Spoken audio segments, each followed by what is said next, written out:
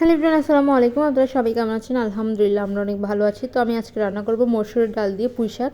তো দেখেন কীভাবে পুঁই শাকটা আমি রান্না করি। তো প্রথমে আমি চুলায় একটা হাঁড়ি বসিয়ে দিছি।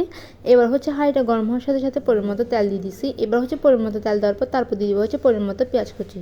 তারপর দিয়ে দিব হচ্ছে 1 টেবিল চামচ আদা বাটা, 1 টেবিল চামচ রসুন বাটা। দেন আমি এগুলো ভালোভাবে পেঁয়াজের সাথে ভালোভাবে নেড়েচেড়ে ভালোভাবে মিশ্রণ করে নিচ্ছি। তো দেখতেছেন পেঁয়াজগুলো হালকা একটু নরম হয়ে আসছে, হালকা একটু ভাজা হয়ে আসছে। দেন আমি দিয়ে দিব হচ্ছে 1 টেবিল চামচ স্বাদ মতো লবণ।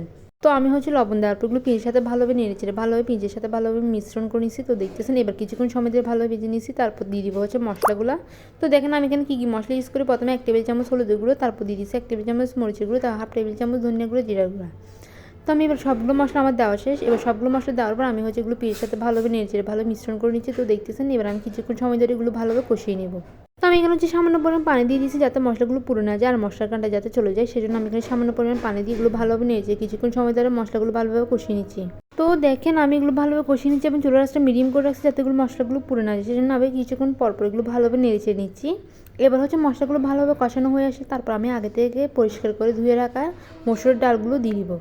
এবার মশলার সাথে মসুর ডালগুলো আমি ভালোভাবে নেড়েচেড়ে ভালোভাবে মিশ্রণ করে নিচ্ছি। নেড়েচেড়ে নেওয়ার পর তারপর আমি কিছুক্ষণ সময় ধরে মসুর ডালগুলো ভালোভাবে সিদ্ধ করে নিব। তারপর আগে থেকে কেটে ধুয়ে পরিষ্কার করে রাখা পুঁই শাকগুলো আমি দিয়ে দিব। এবার আমি পুঁই শাকগুলো দিয়ে দিছি। দেওয়ার পর হচ্ছে এগুলো ভালোভাবে নেড়েচেড়ে নেব। তো আমি এখানে পরিমাণ মতো পানি দিয়ে দিছি। পানি দেওয়ার পর আমি এগুলো ভালোভাবে নেড়েচেড়ে নিচ্ছি। যেহেতু আমি এগুলো পুঁই শাক রান্না করতেছি সেজন্য পরিমাণ মতো পানি দিয়ে দিছি। তো আমি হচ্ছে মূলত শাকগুলো কিছুক্ষণ রেখে দেবো চুলার মধ্যে, তারপর আমার রান্নাটা কমপ্লিট হয়ে যাবে। তো আপনারা কিন্তু অবশ্যই কমেন্ট করে জানাবেন যে আমার শাক রান্নাটা কেমন হচ্ছে, আর এই শাকটা কার কার প্রিয় তারাও কিন্তু অবশ্যই কমেন্ট করে জানাবেন। তো আমার তো ভীষণ প্রিয়, তাই আমি রান্না করে আপনার সাথে একটু শেয়ার করলাম। আর হ্যাঁ, এবার হচ্ছে আমি আবার ভালোভাবে নেড়েচে নিচ্ছি এবং ঢাকনা উঠিয়ে দেখতেছি আমার রান্নাটা প্রায় কমপ্লিট হয়ে যাচ্ছে। তো আমি আর কিছুক্ষণ রেখে দেবো, তারপর আমার রান্নাটা শেষ হয়ে যাবে।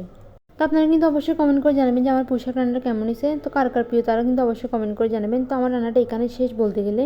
সবাই হচ্ছে কি অবশ্যই কমেন্ট করতে ভুলবেন না। তো মূলত হচ্ছে মসুর ডাল দিয়ে পুঁই শাক রান্নাটা আমার ভীষণ খেতে পছন্দ হয়েছে। সবাই ভালো থাকবেন, সুস্থ থাকবেন, আল্লাহ হাফেজ।